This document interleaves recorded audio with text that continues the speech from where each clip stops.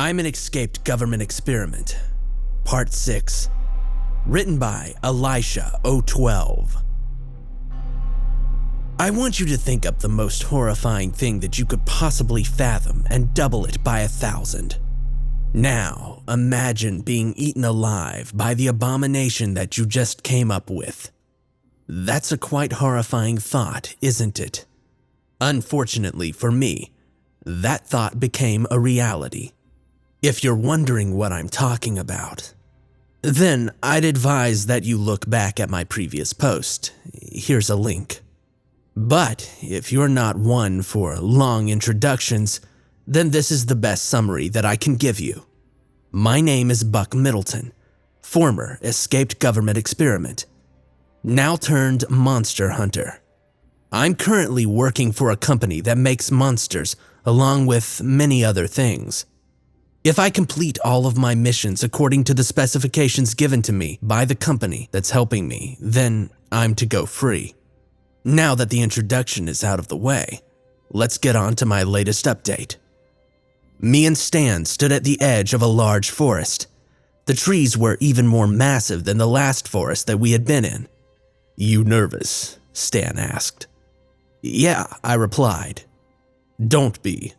That thing can't hurt you, remember? Just because it can't hurt me doesn't mean that I'm not nervous, you know?" I said. "That's true, but don't worry. If anything goes wrong, me and my men will be there in an instant to help you." Thanks," I said. "Mr. Stone," said a voice that came from Stan's walkie-talkie. He unclipped the device and spoke into it. "What is it?" "The creature has been spotted, sir." "Are the men ready?" "Affirmative." "Stand by until I give you the signal."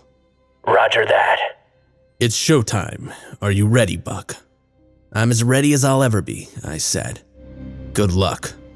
And with that, Stan walked off towards the surveillance van that was serving as an operations center for this mission. I slowly stepped into the cold embrace of the forest and prepared for the worst. Everything was exceptionally quiet, which just added to the dark ambience that the forest was already emitting. As I walked on, I began to get the unnerving feeling that there was something watching me. I slowly turned around, hoping that the creature wasn't there waiting to kill me. There was nothing there. I let out a sigh of relief, but unfortunately, the creature was right in front of me. Startled, I wanted to scream, but I couldn't find my voice. It was like someone had muted me. The monstrosity towered high above me. It was at least 40 feet tall, with long, sharp nails protruding from its hands. The creature's skin was jet black and oily, which seemed to glimmer in the moonlight. There were no discernible facial features, just a blank mass of pitch black, oily skin. It didn't make a sound. It didn't even seem to breathe. As it stood there in front of me, I slowly reached into my back pocket. The feeling of cold metal greeted my hand as I pulled out my gun. I quietly pulled back the hammer and took aim. I hit the beast dead center in its face, but the shot was about as painful as a bee sting to the thing. It seemed to aggravate it, but that was the idea. I wanted it to be as angry as possible. I shot it again, this time in the leg, and that really got it mad. So mad that it stabbed me through the head with its large fingernail. The next thing I knew, I was being lifted in the air like a human kebab to the creature's chest. You see, this monster didn't eat with its mouth like most monsters. No, it consumed its food by putting its meal inside its large chest cavity, which would open whenever it would eat food. After being placed in the creature's chest, the meal would either immediately be consumed, but if the creature wasn't hungry, then the captured prey would be stored in its chest cavity for later. In my case, I hoped that it would save me for later, so that the job of killing it would be much easier. Thankfully, it did, and I was put in its chest cavity. Let me tell you, it's not how you think it would be. Instead of it being dark inside, it was well lit by a dark green light, which was emanating from the creature's heart. Not only that, but it was remarkably dry inside the cavity. There was no slime or weird acid that could be found anywhere. The only thing in there aside from me and the glowing, pulsating heart were 4 skeletons with large holes in their skulls, all dry of any flesh or blood. It looked as if they had been there for years, but I knew that they hadn't. You see, this monster had attacked and eaten a family that had been living on a small farm just 2 weeks ago. From what Stan told me, the family of 4 had just sat down to dinner when the beast ripped off the roof of their house and devoured each one of them. Apparently, their neighbor, an elderly man, had witnessed the terrible event from his porch. He immediately called the police, saying that a monster had attacked his neighbors and was eating all of them. Of course, the police didn't believe him, but when they showed up, they found the roof of the house was gone and that all the residents were missing. And then they called Stan. It turns out that the chief of police at the station knows Stan personally. They had gone to school together as kids, and Stan, of course, took care of hunting the creature down along with trying to find out what it was. There was no record of the creature in the database back at headquarters, but Stan, with his trusty team of researchers, was able to find an ancient manuscript, which dated back to Roman times from the library we had originally met at. The manuscript mentioned the creature in very explicit detail. The monster's name was Perient Autumn Tenebri, which is Latin for spawn of darkness. The other name it was more commonly known as, which, by the way, I think suits it much better, is Alta Hominem, which means the tall man. Supposedly, a small band of druids during the time had summoned the tall man from a hell-like dimension. The manuscript doesn't say what they did, but apparently, they were not able to stop the summoning, and an unhealthy amount of tall men came into our world. Along with the multitudes of tall men came a smaller version of the tall men. Keep in mind when I say smaller, I mean smaller in comparison to 40 feet tall, meaning that these tall men stood around 10 to 14 feet, which is still tall if you ask me. While the taller version of the tall men went missing around the fall of the Roman Empire, the smaller ones have been spotted more than once throughout the centuries. Also, tall men tend to vary on how they look, but the one thing that all of the tall men have in common is that they have no discernible facial features. There are more differences between the two species, like how the smaller man doesn't eat their prey, and how the bigger tall men can't teleport. But I'm here to tell you my story, not write a report on all tall men. So back to what I was saying. I needed to get to work quickly. Before the tall man went out of the reach of Stan's team, I quickly took a large knife that Stan had given me. It wasn't the cosmological dagger, and I prepared for things to get messy. I took aim at the heart and I slashed it several times. Green fluid spewed out, spraying me in the face. It was disgusting, but I quickly wiped it off my face to examine the damage that I had done. The heart was now completely devoid of any light. It was dead. The feeling of falling suddenly overtook me. The skeletons that were once laying lifeless were now flying all around me.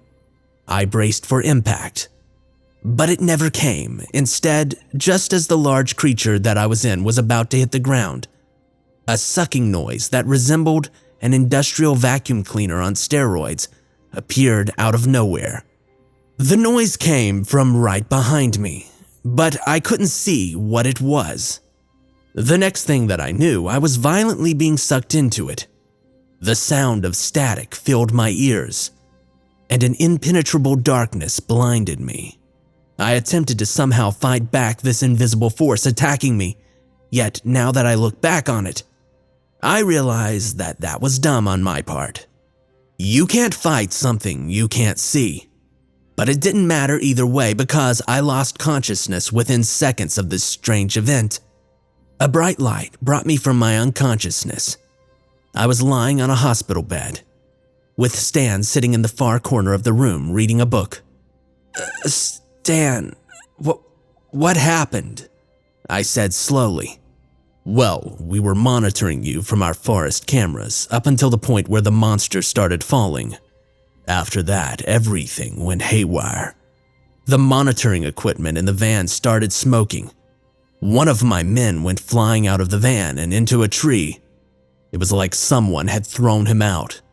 Then the van started floating into the air. Luckily, everyone had already evacuated. But out of the blue, a portal opened up. And out of the portal in the ground, you came flying out, covered in horrendous burns. The portal closed up and you were lying there on the grass moaning. We get one of our medics out as fast as possible to the site. Your body was healed by the time they got you here. But the doctor insisted on checking you to make sure that you were fine. He didn't find a single scratch on you. But we thought we'd let you get some rest, considering you were still unconscious. Okay, what about the tall man? I asked. We were able to take him back to headquarters, Stan said. So, it's dead, right? Oh yes, completely. Something confuses me though. Why did all that stuff happen when I killed it? Well, I'm not completely sure right now. But the only other time I ever saw something like that was when my men attempted to confiscate a cursed artifact from a witch. Which leads me to think that someone may have placed a curse on it. Which further leads me to believe that someone may have summoned this tall man. Summoned? I asked. Yes, that monster was just living in those woods for years. Someone must have summoned him. But don't worry. I have people investigating it, looking further into it. You need to get some rest for your final mission. It's going to be a big one. A big one, I said warily. Don't worry, you're going to have some help on this one. His name is James Wade. He was once a monster hunter for, well, you could say an enemy company of ours. They don't exactly do things above board in this business, if you know what I mean. He wrote about some of his escapades as a monster hunter online like you do. He called it, I Hunt Down the Government's Mistakes. You writers and your titles. Anyway, near the end of his post, he started to rethink being a disposable puppet for our enemy. And he took the opportunity to escape on a mission that went out of control. We've been keeping tabs on him for the past few months. He's evaded his former employers remarkably well. I think he could be a great help to you in your final mission, considering he has experience in tracking and you don't. That sounds good to me, I told him. Great. Get some rest. You've got a big day ahead of you. And with that, Stan got up and left me to rest. But I couldn't. This was a lot to take in. I still didn't have any solid answers as to why I had teleported. Cursed or not, this had happened twice already. Once in the second reality and once here.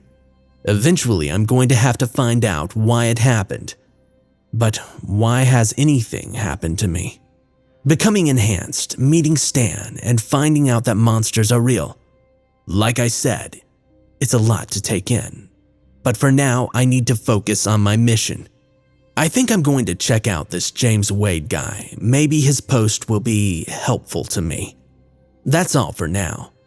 I'll keep you guys updated, and hopefully, if everything goes to plan, I'll be a free man in a couple of days.